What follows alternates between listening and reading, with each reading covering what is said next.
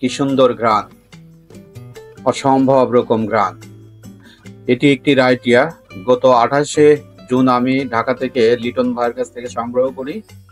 আজ এটার ওয়্যার আমরা খুলে দিব।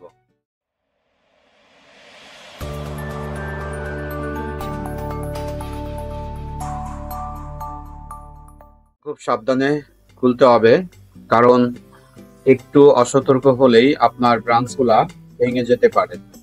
তাই অতি যত্ন করে অত্যন্ত সাবধানে ওয়্যারগুলা খুলবেন।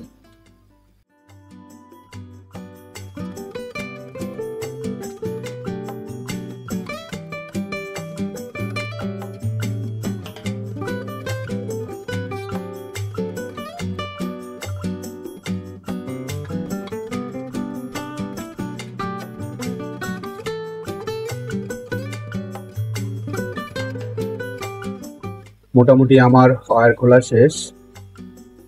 দেখুন, গাছগুলাতে কিছু সাকার ব্রাঞ্চ তৈরি হয়েছে, যেগুলা অতিমাত্রায় খাদ্য গ্রহণ করে থাকে, যার কারণে গাছের গ্রোথ ব্যাহত হয়, অন্যান্য ব্রাঞ্চের গ্রোথ ব্যাহত হয়। এই যে দেখুন, লম্বা যে ব্রাঞ্চটি দেখা যাচ্ছে, এটি মূলত সাকার বলে। এরা প্রচুর খাদ্য গ্রহণ করে থাকে। তাই এই ব্রাঞ্চগুলোকে আমি কেটে দিব। তাহলে কি হবে, অন্যান্য যে ব্রাঞ্চ আছে সেই ব্রাঞ্চগুলা খুব দ্রুত ডেভেলপ করবে। তাহলে চলুন আমরা এই ব্রাঞ্চগুলা কেটে দিই। একদম গোড়া থেকে কাটতে হবে। এটি মূলত সাকার ব্রাঞ্চ।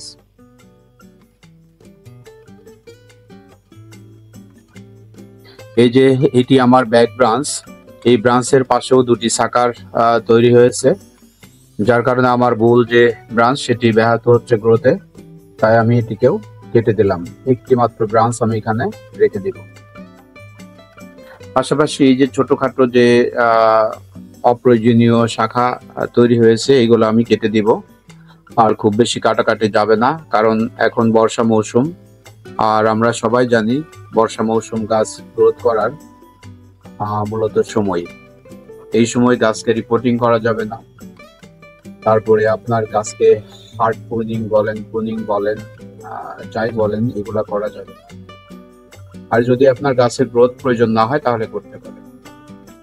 আর আমার এই ব্রাঞ্চটি একটু দুর্বল ছিল, বা আমি ব্রাঞ্চটি ওয়্যার করি নাই, একটু পজিশনিং এর জন্য এই ব্রাঞ্চটিকে আমি ওয়্যার করে দিলাম।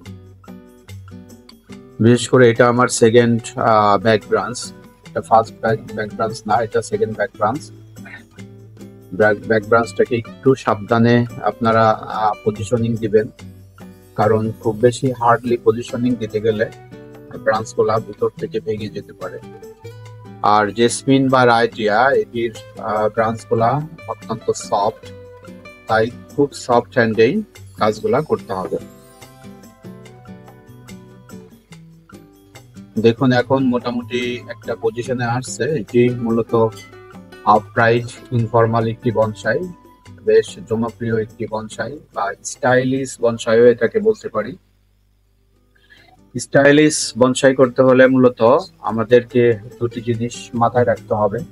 অর্থাৎ ফার্স্ট ব্রাঞ্চ যেই দিকে বাঁক নিবে তার বিপরীত দিক থেকে ব্রাঞ্চগুলা সিলেক্ট করতে হবে। দেখুন, এইটার কিন্তু প্রত্যেকটি বাঁক বিপরীত দিক থেকে নিয়েছে।